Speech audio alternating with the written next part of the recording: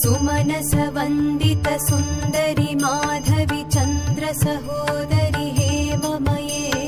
मुनिगणवन्दित मोक्षप्रदायिनि मञ्जुलभाषिणि वेदनुते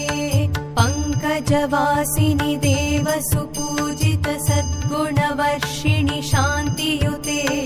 जय जय हे मधुसूदन कामिनि आदिलक्ष्मि सदा पालय माम् जय जय हे मधुसूदन कामिनि आदिलक्ष्मि सदा पालय माम् ऐकलिकल्मषनाशिनि कामिनि वैदिकरूपिणि वेदमये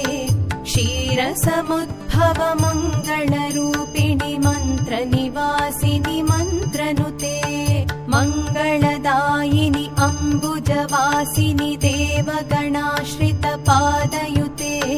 जय जय हे मधुसूदन कामिनि धान्यलक्ष्मि सदा पालय माम् जय जय हे मधुसूदन कामिनि धान्यलक्ष्मि सदा पालय माम् जय वरवर्णिनि वैष्णवि भार्गवि मन्त्रस्वरूपिणि मन्त्रमये सुरगणपूजित शीघ्रफलप्रद ज्ञानविकासिनि शास्त्रनुते भवभयहारिणि पापविमोचनि साधुजनाश्रित पादयुते जय जय हे मधुसूदन कामिनि धैर्यलक्ष्मि सदा पालय माम् जय जय हे मधुसूदन कामिनि धैर्यलक्ष्मि सदा पालय माम् जय जय दुर्गतिनाशिनि कामिनि सर्वफलप्रद शास्त्रमये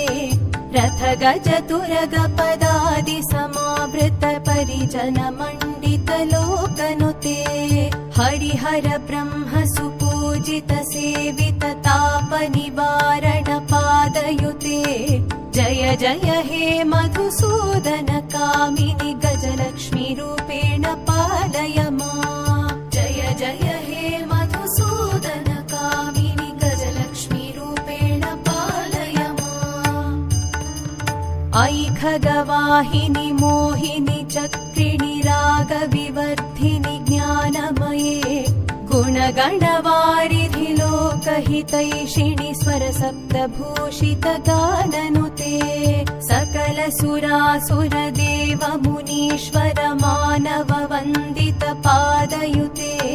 जय जय हे मधुसूदन कामिनि सन्तानलक्ष्मि सदा पालय माम् जय जय हे मधुसूदन कामिनि सन्तानलक्ष्मि सदा पालय माम् जय कमलासनि